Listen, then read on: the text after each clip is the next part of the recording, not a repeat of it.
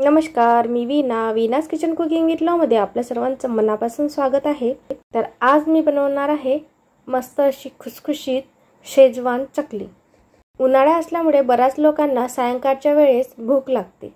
तर अशा वेळेस आपल्याला असं वाटतं की काहीतरी चटपटीत हवं। तर त्यासाठी मी आजची ही रेसिपी घेऊन आली आहे, ती म्हणजे शेजवान चकली। करायला अतिशय सोपी आहे आणि कमी साहित्यात होते। लहान मुलं सुद्धा आवडीने खातील अशा प्रकारची ही रेसिपी आहे।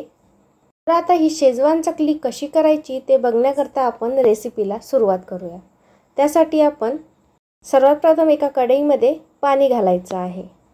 तर मी या ठिकाणी 1.5 वाटी रव्यासाठी 2 वाटी पाणी घातलेलं आहे। आता या पाण्यामध्ये आपल्याला 2 वाटी शेजवान सॉस घालायचा आहे। त्यानंतर 1 चमचा रेड चिली व 1 चमचा ग्रीन चिली सॉस घालायचा आहे। हे सॉस घालणे ऑप्शनल आहे। त्यानंतर चवीनुसार मीठ घालायचं आहे। आता हे सर्व सॉसेस या पाण्यामध्ये आपल्याला मिक्स करायचे आहे व या पाण्याला छान अशी उकळी येऊ द्यायची आहे। तर संपूर्ण सॉसेस या पाण्यामध्ये मिक्स करायचे आहे व पाण्याला उकळी आली यामध्ये 1 चमचा टोमॅटो सॉस घालायचा आहे, जेणेकरून ही चकली जास्त तिखट होणार नाही। पाण्याला उकळी आलेली आहे, तर यामध्ये बारीक रवा घालायचा आहे। 1.5 वाटी रवा मी यामध्ये घातलेला आहे। जर रवा घातल्यानंतर तुम्हाला पाण्याचे प्रमाण कमी वाटले तर तुम्ही यामध्ये थोडंसं गरम पाणी सुद्धा ॲड करू शकता। आता या रव्याला या पाण्यामध्ये छान असं मिक्स करायचं आहे। हे करत असताना गॅसची फ्लेम आपल्याला लो करायची आहे। संपूर्ण पाणी या रव्यामध्ये आपल्याला मिक्स करायचं आहे। आता मला यामध्ये पाण्याचे प्रमाण थोडे कमी वाटत आहे, तर मी यामध्ये आणखी थोडं पाणी घालणार आहे। आणि यामध्ये गरमच पाणी आपल्याला घालायचं आहे व याला छान असं परतून घ्यायचं आहे।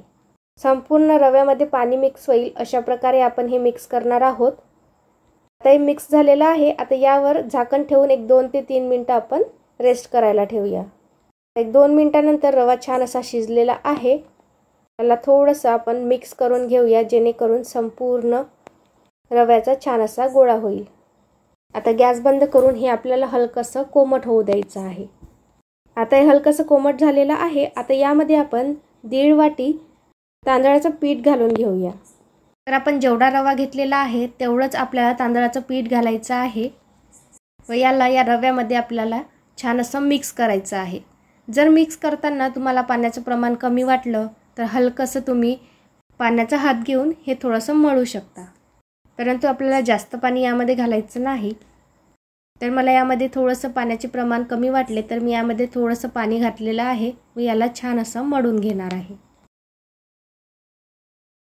थोडंसं पाणी घालून छान अशा पसरट भांड्यात आपल्याला याला मळून घ्यायचं आहे, जेणेकरून चकली करताना आपली ही चकली तुटणार नाही। आता एका पसरट भांड्यामध्ये मी याला काढलेलं आहे व याला छान असं हाताने मळून घेणार आहे। चकलीच्या भाजणीला ज्याप्रमाणे आपण पीठ मळतो त्याप्रमाणे आपल्याला याला मळायचं आहे। तर आता हे मळून झालेलं आहे, तुम्ही बघू शकता छान असं हे मळून झालेलं आहे। तर अगदी पातळही नाही व अगदी घट्टही मी मळलेलं नाही, अगदी मीडियम कन्सिस्टन्सीचं मी हे पीठ मळून घेतलेलं आहे। आता याचे आपण छोटे छोटे रोल्स तयार करून घेऊया। तर आपल्याला हे रोल्स चकलीच्या साच्यामध्ये घालायचे आहे, त्यामुळे आपण हे अशा प्रकारे लांबट आकाराचे रोल्स तयार करून घेतलेले आहे। तर या ठिकाणी मी चकलीचा साचा घेतलेला आहे व त्यामध्ये आपल्याला हे रोल्स टाकायचे आहे। पिठाचे हे 2 रोल्स आपल्याला यामध्ये घालायचे आहे व या साच्याला झाकण लावून आपण याच्या चकल्या पाडून घेऊया। आता याच्या चकल्या आपण पाडून घेऊया। तर तुम्ही बघू शकता याची चकली छान अशी पडत आहे। याचा अर्थ आपलं जे पीठ आहे ते आपण छान असं मळून घेतलेलं आहे। जर तुमची चकली पाडताना तुटत असेल तर हलकासा पाण्याचा हात घेऊन त्याला थोडंसं मळून घ्यायचं आहे। अशा प्रकारे तुम्हाला हव्या त्या साईजमध्ये तुम्ही ही चकली बनवू शकता। तुम्हाला मोठी चकली करायची असेल तर मोठी सुद्धा करू शकता किंवा मग लहान सुद्धा तुम्ही या चकल्या पाडू शकता। अशा प्रकारे एक एक करून मी संपूर्ण चकल्या करून घेणार आहे। तर तुम्ही या चकल्या संपूर्ण करून घेतल्या तरीही चालेल किंवा 2-2, 3-3 करून तुम्ही तळून सुद्धा घेऊ शकता। मी या ठिकाणी अर्ध्या चकल्या करून घेतलेल्या आहे। तर मी या चकल्या तयार करून घेतलेल्या आहे। तुम्ही बघू शकता मस्त अशा चकल्या झालेल्या आहे। छान गोलसर पडलेल्या आहे व अजिबात तुटलेल्या नाही। आता याला आपण तळायला घेऊया। त्यासाठी मी कढईमध्ये तेल गरम करायला ठेवलेलं होतं। आता यामध्ये एक एक करून मी चकली सोडणार आहे। अगदी मीडियम फ्लेमवर मी या चकल्या तळून घेणार आहे। तर चकली तळण्याकरता सर्वात प्रथम आपल्याला तेल हे छान कळकळीत गरम करून घ्यायचं आहे। त्यानंतर मीडियम फ्लेमवर गॅस करून आपल्याला या चकल्या तळून घ्यायच्या आहे। त्यामुळे या चकल्या छान अशा कुरकुरीत होतात। जर आपण या हाय फ्लेमवर चकल्या तळल्या किंवा लो फ्लेमवर तळल्या तर त्या कच्च्या राहतात, त्यामुळे त्या नरम पडतात आणि त्या खूप वातळ होऊ शकतात। त्यामुळे आपल्याला अगदी मीडियम फ्लेमवर छान कुरकुरीत होईपर्यंतच तळायच्या आहे। छान अशा लालसर होईपर्यंत आपल्याला चकल्या तळायच्या आहे। तर तुम्ही बघू शकता ही चकली छान अशी तळून झालेली आहे। ते मी एका प्लेटवर काढून घेणार आहे। अशा प्रकारे संपूर्ण चकल्या तळून झालेल्या आहे, त्या मी एका प्लेटमध्ये काढून घेणार आहे। एका वेळेस तुम्ही 5 ते 6 चकल्या आरामशीर तळू शकता।